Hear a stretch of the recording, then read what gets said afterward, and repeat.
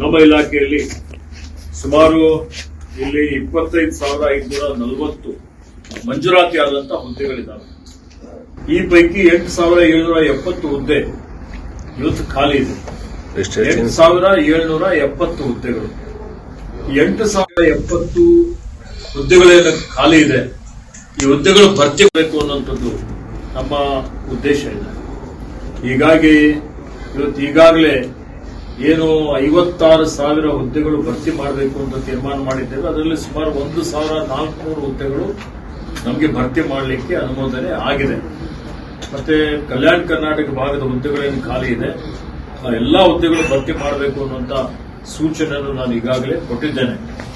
ಹೀಗಾಗಿ ಬೆಂಗಳೂರಿನಲ್ಲಿಂದು ನಾನು ಈ ಒಂದು ಸಭೆಯಲ್ಲಿ ನೋಡಿದಾಗ ಎ ವರ್ಗದ 268 ಹುದ್ದೆಗಳು, ಬಿ ವರ್ಗದ 1,079 ಹುದ್ದೆಗಳು, ಸಿ ವರ್ಗದ 5,894 ಹುದ್ದೆಗಳು, ಡಿ ವರ್ಗದ 2,121 ಹುದ್ದೆಗಳು ಇವು ಖಾಲಿ ಇದೆ. ಎ ವರ್ಗದ 268 ಹುದ್ದೆಗಳು, ಬಿ ವರ್ಗದ 1,079 ಹುದ್ದೆಗಳು, ಸಿ ವರ್ಗದ 5,294 ಹುದ್ದೆಗಳು, ಡಿ ವರ್ಗದ 2,129 ಹುದ್ದೆಗಳು ಖಾಲಿ ಇದೆ. ಈ ಪೈಕಿ ಎಲ್ಲಾ ವರ್ಗದ ಹುದ್ದೆಗಳ ಪೈಕಿ ಕನಿಷ್ಠ 4,000 ಹುದ್ದೆಗಳು ಭರ್ತಿ ಮಾಡಿಕೊಳ್ಳಲಿಕ್ಕೆ ಕ್ರಮ ವಹಿಸಬೇಕು ಅಂತ ಹೇಳಿ ಈಗಾಗಲೇ ನಾನು ಹೇಳಿದ್ದೇನೆ. ಅದರಲ್ಲಿ 1,400 ಹುದ್ದೆಗಳು ಈಗಾಗಲೇ ಮಂಜೂರಾತಿ ಆಗಿದ್ದಾವೆ. ಆ ಹುದ್ದೆಗಳು ಒಂದು ವಾರ ಒಳಗಾಗಿ ಅದನ್ನು ನೋಟಿಫೈ ಮಾಡ್ತೀವಿ. ಆದಷ್ಟು ಶೀಘ್ರದಲ್ಲಿ ಎಲ್ಲಿ ಇವತ್ತು ಓರಲ್ ಇಂಟರ್ವ್ಯೂ ಇಲ್ಲವೋ ಎಬಿ ಹುದ್ದೆಗಳು ಬಿಟ್ಟು ಸಿಡಿ ಹುದ್ದೆಗಳು ಏನಿದ್ದಾವೆ ನೇರವಾಗಿ ಮೆರಿಟ್ ಆಧಾರದ ಮೇಲೆ ಕೆಇ ಮುಖಾಂತರ ಆ ಹುದ್ದೆಗಳು ನೇಮಕಾತಿ ಮಾಡಿಕೊಡಬೇಕು ಅನ್ನುವಂಥ ಸೂಚನೆಯನ್ನು ನಾನು ಕೊಟ್ಟಿದ್ದೇನೆ.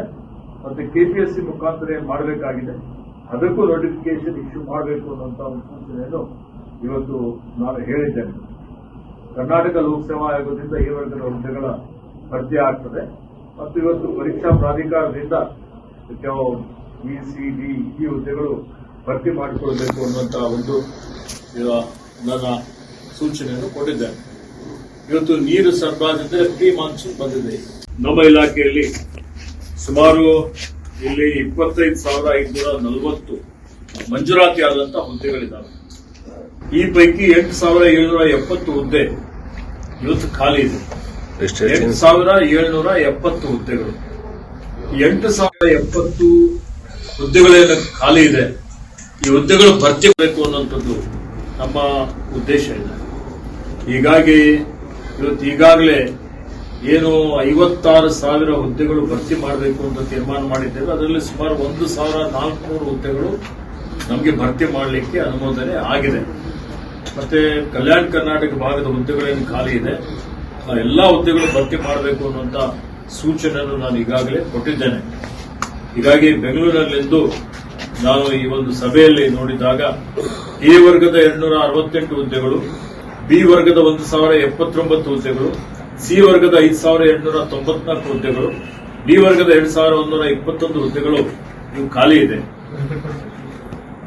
ಎ ವರ್ಗದ 268 ಹುದ್ದೆಗಳು, ಬಿ ವರ್ಗದ 1,079 ಹುದ್ದೆಗಳು, ಸಿ ವರ್ಗದ 5,294 ಹುದ್ದೆಗಳು, ಡಿ ವರ್ಗದ 2,129 ಹುದ್ದೆಗಳು ಖಾಲಿ ಇದೆ. ಈ ಪೈಕಿ ಎಲ್ಲಾ ವರ್ಗದ ಹುದ್ದೆಗಳ ಪೈಕಿ ಕನಿಷ್ಠ 4,000 ಹುದ್ದೆಗಳು ಭರ್ತಿ ಮಾಡಿಕೊಳ್ಳಲಿಕ್ಕೆ ಕ್ರಮ ವಹಿಸಬೇಕು ಅಂತ ಹೇಳಿ ಈಗಾಗಲೇ ನಾನು ಹೇಳಿದ್ದೇನೆ. ಅದರಲ್ಲಿ 1,400 ಹುದ್ದೆಗಳು ಈಗಾಗಲೇ ಮಂಜೂರಾತಿ ಆಗಿದ್ದಾವೆ. ಆ ಹುದ್ದೆಗಳು ಒಂದು ವಾರ ಒಳಗಾಗಿ ಅದನ್ನು ನೋಟಿಫೈ ಮಾಡ್ತೀವಿ.